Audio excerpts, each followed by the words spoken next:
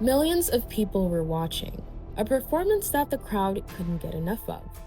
The lights, choreography, Justin's hand, and in seconds, a career was ruined while another persevered. One of the most powerful women in music became the most hated. But why? Born May 16, 1966, the youngest of 9, the Jackson family wasn't just a family. It was a brand, a machine, and Janet was a part of that. While initially appearing on stage with the Jackson family, she managed to get roles on TV shows such as Good Times and Different Strokes. But Janet wanted to break further away from the family, similarly to her brother Michael Jackson, and with his help, she managed to. Following the brief marriage she had with James DeBarge, Janet released her debut album, Janet Jackson. The album did so well that it sold about 250,000 copies and reached number 84 on the pop charts. A few years later, in 1986, after firing her father as a manager, she teamed up with Jimmy Jam and Terry Lewis to produce Control, which was also a big success and nominated for 3 Grammys. She was taking control of her own life. This album wasn't just a good album. It was a statement of authorship. And that she wasn't just a Jackson anymore. She was Janet. Give me a beat! And just 3 years later, Rhythm Nation 1814 was released, and it cements her as an artist with something to say. Aside from being a musical success, she continued to act, and after the release of her 5th album, she would be on the big screen alongside Tupac in the drama film Poetic Justice. Sex being a component in her work was only more emphasized with the release of Velvet Rope and All For You, 2 albums that were more sexually explicit than ever, and the Rolling Stone cover solidified it. Her sexuality was always authored by her. She decided what to show, when to show it, and how to show it. By the early 2000s, she's one of the best-selling artists of all time, critically respected, culturally iconic. By 2004, Janet Jackson had spent 20 years building one of the most successful careers in music. It took only a moment for that legacy to become overshadowed by controversy. Super Bowl 38, February 1st, 2004. The halftime show was being produced by MTV, and performers such as Nelly, P. Diddy, and Kid Rock were set to hit the stage. Janet was the headliner, while Justin Timberlake, who was just hot off of Justified and ascending fast, was the guest. Prior to the Super Bowl, Janet's choreographer teased fans about shocking moments that were to come. The performance went on as scripted.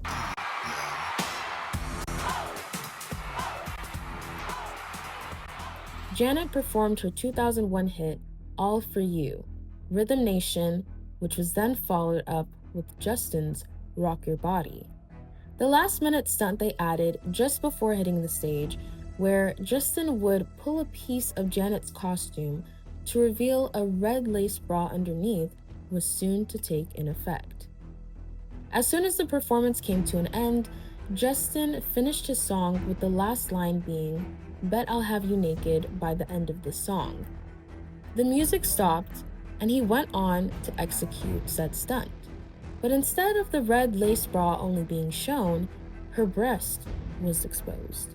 In seconds, Janet was exposed in real time on live TV. And those seconds would forever alter the trajectory of her life, and especially her career. TiVo reported it as the most replayed moment in their service's history. Millions of people saw what happened, and while there were people who saw it as an accident, others believed it was intentional. The controversy unfolded during a period of intense media scrutiny surrounding the Jackson family. At the time, Michael Jackson was receiving renewed allegations that dominated news coverage, placing the Jackson name under an especially powerful spotlight. I mean, the thing you have to sort of realize and not get bent out of shape about is press is going to say what the press wants to say, you know, and they're going to make a big deal out of the things they want to make a big deal out of. And I know what I said. I know how I said it. You know, if the conversation was printed, there would be no room for misquote or error. And you can't worry about it. At the end of the day, like, who cares? Later in the night, Justin Timberlake issued a statement where he said, "I am sorry if anyone was offended by the wardrobe malfunction during the halftime performance at the Super Bowl."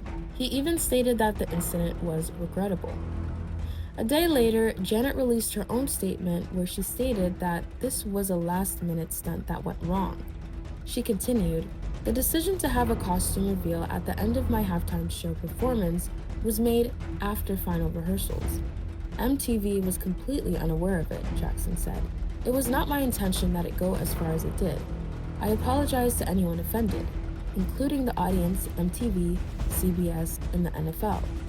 In the following years, Justin Timberlake continued on his rise to success and spoke up about the incident from time to time. But what happened to Janet? What happened? I was sitting at a neighbor's party on a couch watching the halftime show, and first of all, it sort of jumped out at me that, wow, this is a little racier than usual, because the dance is pretty wild as it was, and so I was watching, and all of a sudden I saw it, and I turned to my neighbor and I said, "Did you just see what I just saw, or am I dreaming?" He goes, "I think so." And we still weren't sure.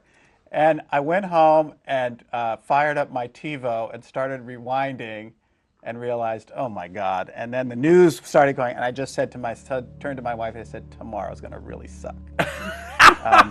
And it did. The Federal Communications Commission launched an investigation 2 days after the incident. FCC Chief Michael Powell said in a statement, "Like millions of Americans, my family and I gathered around the television for a celebration. Instead, that celebration was tainted by a classless, crass, and deplorable stunt." He promised an investigation with potential fines of up to $27,500. If applied to each CBS station, the fine could reach the millions. CBS was fined $550,000, the maximum allowed at the time, and the largest fine in broadcast history. Despite the fine being thrown out by an appeals court, much of the negative attention remained on Janet. In an interview with Reuters, MTV chief executive Tom Freston claimed that Janet Jackson engineered it.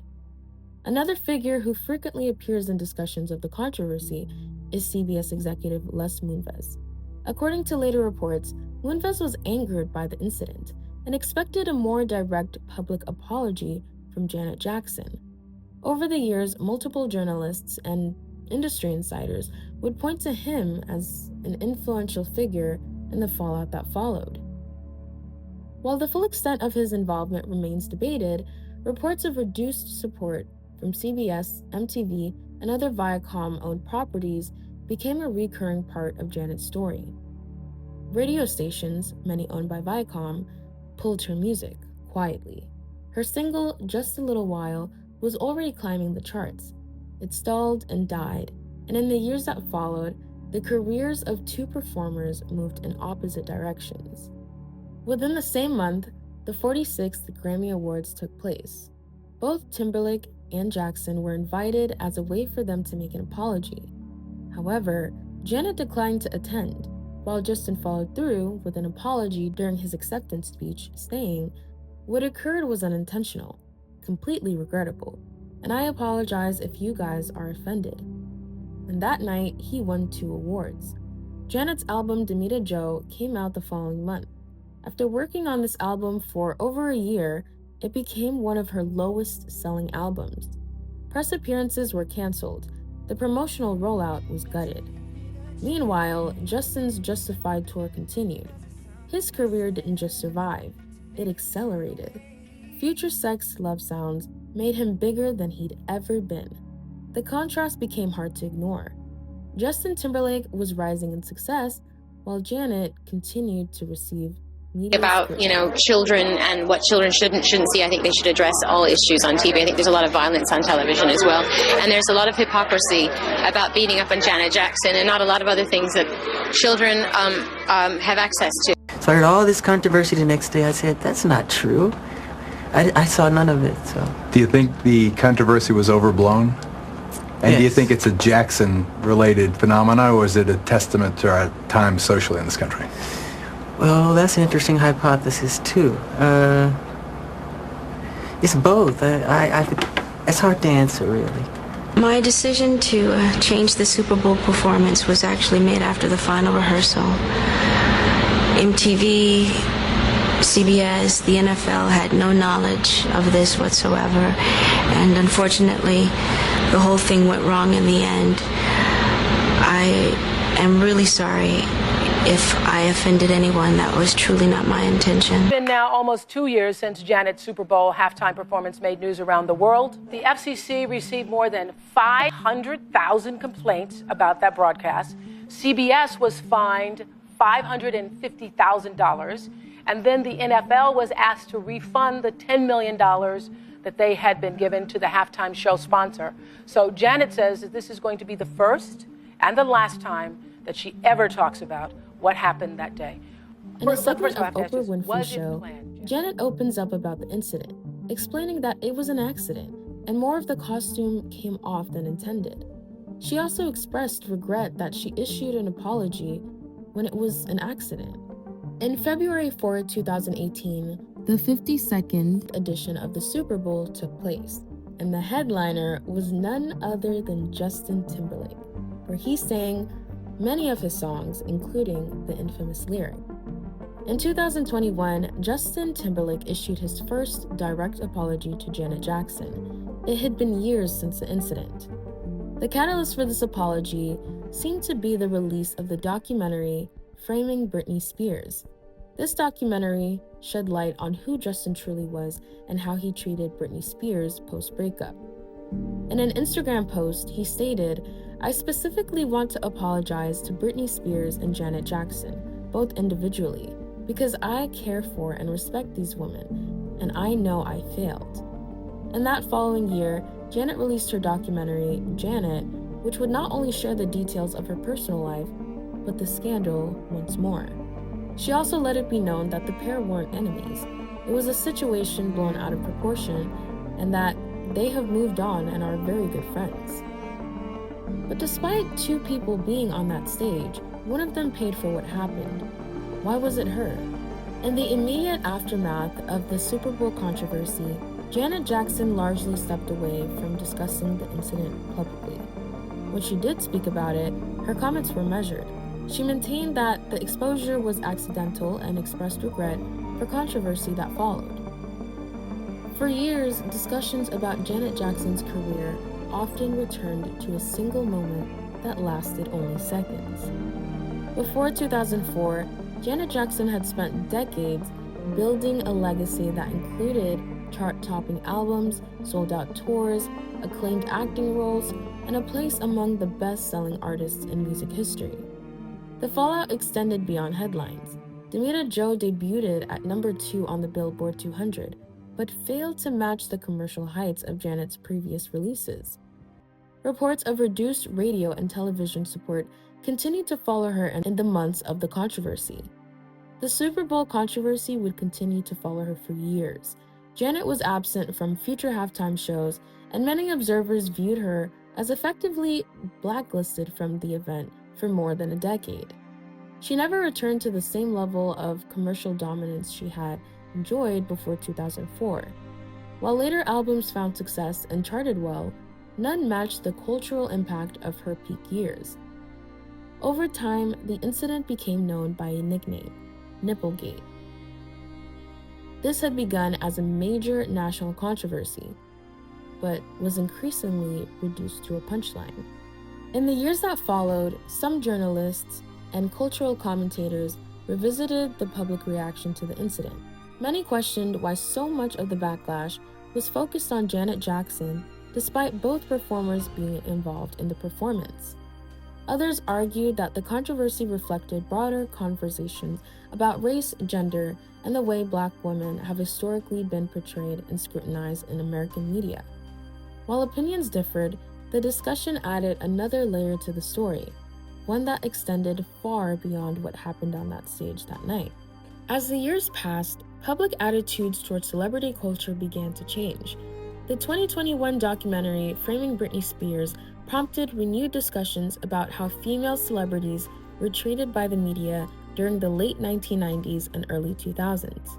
Within that broader conversation, many people began revisiting the treatment of Janet Jackson following that Super Bowl incident. Today, Janet Jackson's legacy looks different than it did in 2004.